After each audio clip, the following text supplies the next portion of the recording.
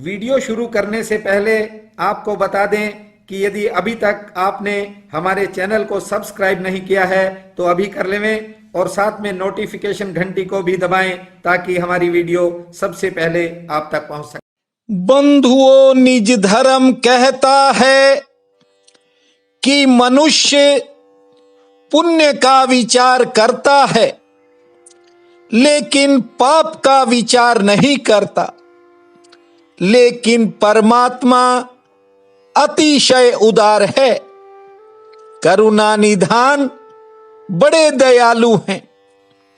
मनुष्य को देखते रहते हैं, जब जरूरत होती है तो उसे याद रखने के लिए थोड़ा सा कष्ट देते हैं और फिर आदमी परमात्मा को याद करने लगता है।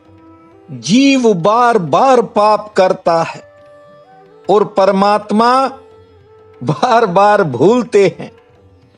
जीव के ऊपर अनुग्रह करते हैं कि शायद ये सुधर जाए, लेकिन ज्यादातर लोग अपने जीते जी सुधर नहीं पाते। बंधुओं, आम आदमी की बात नहीं है। जरा सोचो, जिस समय भगवान राम सुग्रीव से मिले उस समय वह बड़ा दुखी था। कारण पत्नी जो थी वह बाली के पास थी, भाई के कब्जे में थी, राजपाट भी छीन लिया था बाली ने और छिप करके रहता था। जब भगवान श्री राम से मुलाकात हुई, मित्रता हुई, उसके बाद बाली का वध हुआ और राजपाट, पत्नी, सब कुछ मिल गया। लेकिन जरा सोचो, राजपाट में इतना खो गया कि सीता सुधी का उसे ख्याल ही नहीं आया। काफी महीनों के बाद उसे संदेश भेजकर बुलाना पड़ा। ये जो मनुष्य है ये भूल जाता है कि सुख आ गया और आदमी सोचता है कि अब तो सारा जीवन सुख ही रहेगा। लेकिन बंधुओं, समय कब बदल जाता है इस बात की कोई कल्पना नहीं कर सकता। पल में ही सब कुछ बदल जाता है। इसलिए निज धर्म ने कहा है, जितना भी समय मिले पहले स्वयं को याद करो और फिर करुणा निधान को याद करो। स्वयं को पहले इसलिए कहा है कि भूमा भगवान तक पहुंचने का जो रास्ता है वह आपके भीतर से होकर गुजरता है। इसलिए पहले तो खुद को ही समझना पड़ेगा। बंधुओं, जिस समय जीव गर्भ में होता है उसे 100 जन्मों की बातें याद होती हैं। वहां गर्त में पड़ा हुआ हर समय परमात्मा की स्तुति करता है। कारण यह है कि गर्भ में जो स्थिति होती है उसके कारण जीव को बार बार पीड़ा होती है और जब दुख से घिरा रहता है तो उस परम पिता परमात्मा को गर्भ में भी जीव याद करता है और कहता है कि हे भगवान, कब मुझे यहां से बाहर निकालोगे। लेकिन बाहर आते ही सब कुछ भूल जाता है। उसी प्रकार जब मृत्यु होती है, गर्भ से शमशान, समझिए, जब जीव शमशान में ले जाया जाता है, जाने वाले की बात छोड़ो, वहां पहुंचने वाले भी राम राम करने लगते हैं, परमात्मा को याद करने लगते हैं, और भीतर ही भीतर ये भी सोचते हैं कि एक न एक दिन तो यहीं आना है। वहां 10 मिनट ठहरे या आधा घंटा, सभी सोचते हैं, लेकिन वहां से बाहर आते ही आदमी फिर अपनी दुनिया में खो जाता है। और बंधुओं, गर्भ से बाहर आने के बाद और शमशान से बाहर निकलने के बाद आदमी की स्थिति फिर इस संसार में हो जाती है। ये छोटे छोटे दुख जो हैं, ठीक से समझना, ये परमात्मा आपको इसलिए देता है कि उसका स्मरण बना रहे। जीवन में दुख होता है तभी मनुष्य दीन बनता है, अन्यथा तो अहंकार आदमी के सिर पर चढ़कर बोलता है। मनुष्य ज्यादा सुख भी नहीं पचा सकता, इस बात को गौर से समझ लेना। यदि आदमी को ज्यादा सुख मिल जाए तो वह प्रमादी होता है। ज्यादा सुख मिलने में वह भूल जाता है। सब प्रकार से जब सुखी हो तो विलासी हो जाता है। आलस्य उसे घेर लेता है, अहंकार भीतर बोलने लगता है और भगवान तक को भूल जाता है। निज धर्म कहता है, जीव को जब तक सजा नहीं मिलती तब तक उसका जीवन सुधरता नहीं है। बंधुओं, साधारण मनुष्य ज्ञान से नहीं सुधर पाता, इसलिए उसे बार बार मार पड़ती है और तभी वह सुधरता है। ये जो मुश्किलें हैं, कठिनाइयां हैं, बाधाएं हैं, ये इसलिए आती हैं कि आपको कोई नया अनुभव मिल जाए।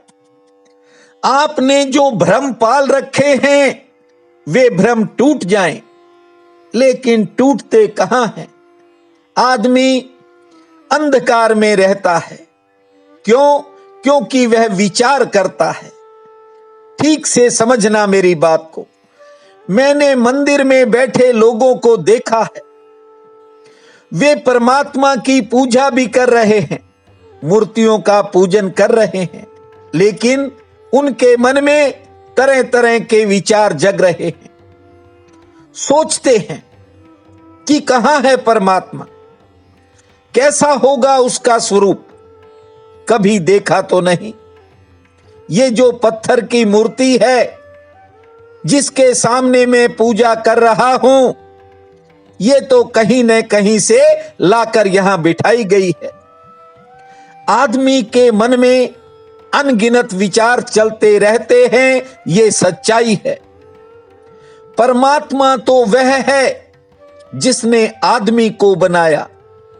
आदमी सोचता है ये मूर्ति कैसे परमात्मा हो सकती है, यह परमात्मा हो ही नहीं सकता। और इन्हीं विचारों में कई बार फूल बिखर जाते हैं, प्रार्थनाएं खंडित हो जाती हैं, पूजा का थाल भी कुछ लोगों के हाथ से गिरता मैंने देखा है। बंधुओं, यही कारण है कि जीवन में अमावस ही दिखाई पड़ती है। जीवन में जो भ्रम आदमी ने पाल रखे हैं उनको तोड़ना जरूरी है।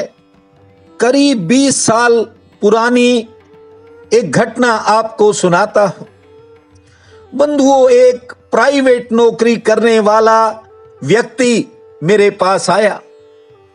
करीब 7-8 हजार रुपए उसे महीने की पगार मिलती थी। 4 बच्चे थे और चारों ही पढ़ते थे। महंगाई की मार झेल नहीं पा रहा था। वणिक समाज से था, किसी से कह भी नहीं सकता था।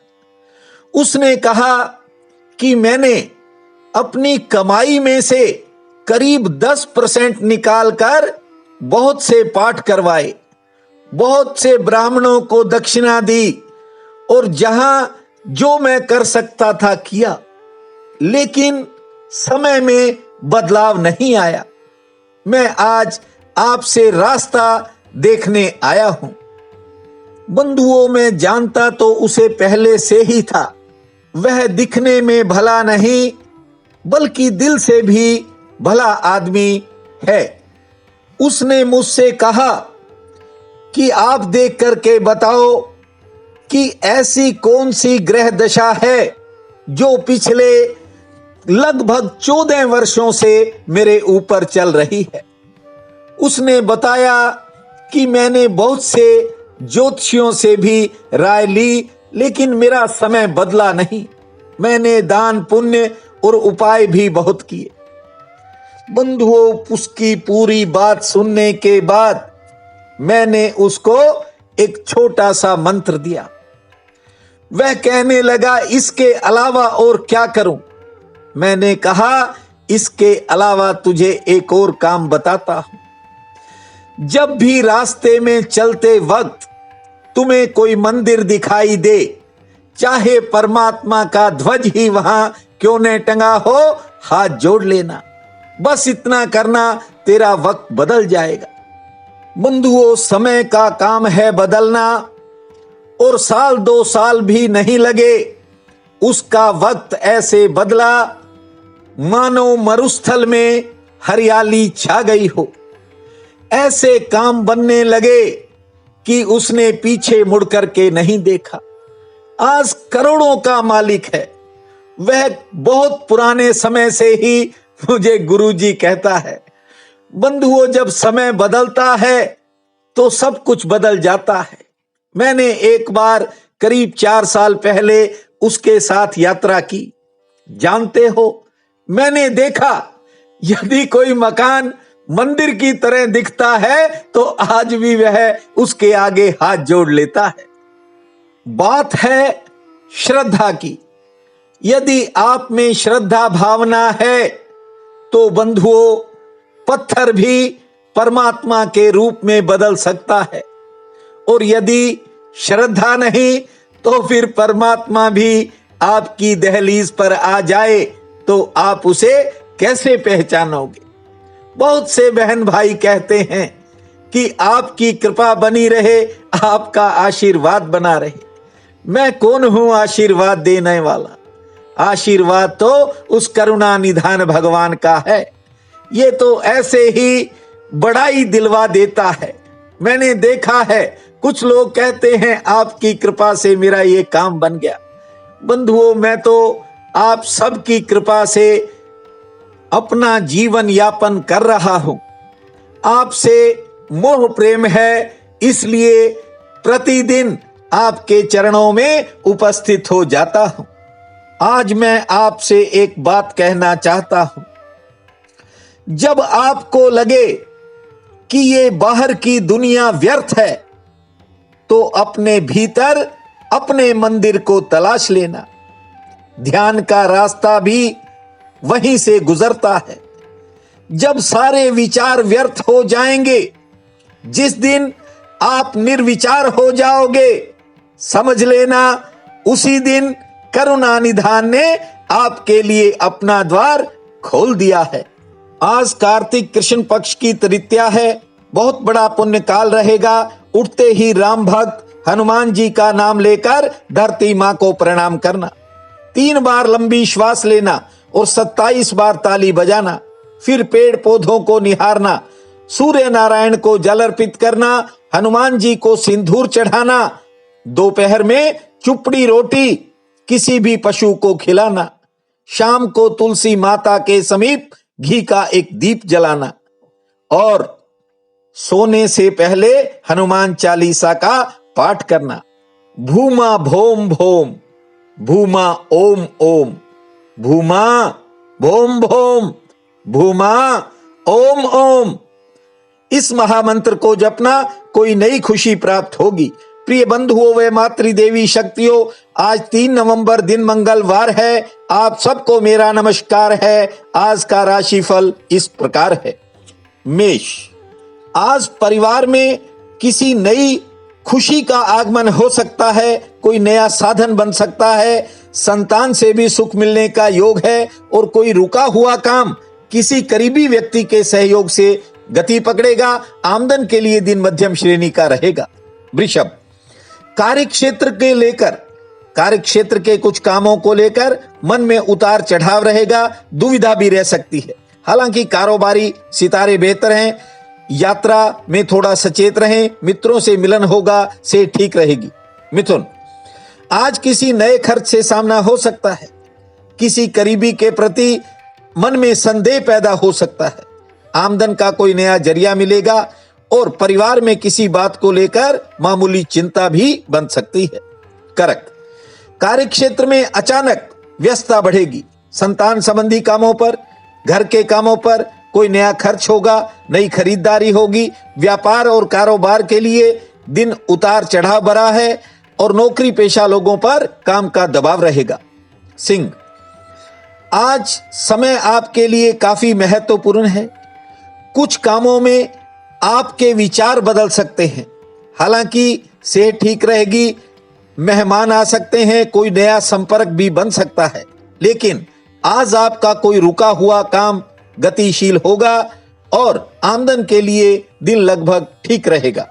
कन्या, मन में विचारों की उथल पुथल रहेगी। कुछ नया करने की योजना बन सकती है। कारोबारी सितारे ठीक हैं, सेहत भी ठीक रहेगी और आज जमीन जायदाद से संबंधित कोई विचार अचानक आपके मन में पैदा होगा।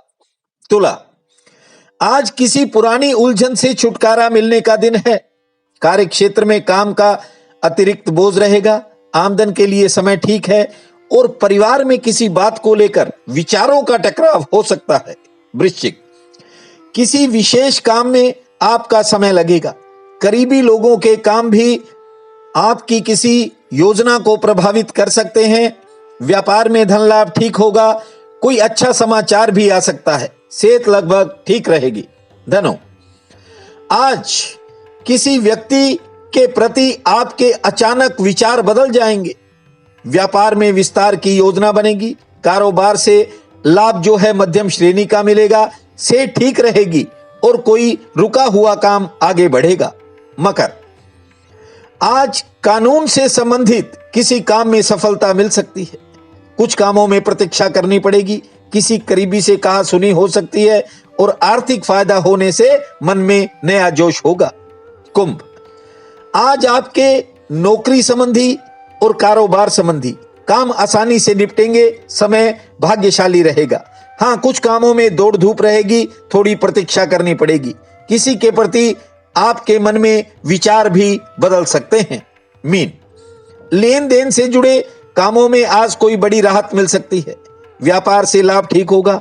संतान संबंधी कामों में इंतजार करना पड़ सकता है। कोई यात्रा टल सकती है और आज किसी महत्वपूर्ण काम में बाद दोपहर सफलता मिलेगी। आज का ये दिन आप सबके लिए अति शुभ फलदायी हो, यही मेरी प्रार्थना है। आप सबका बहुत बहुत धन्यवाद।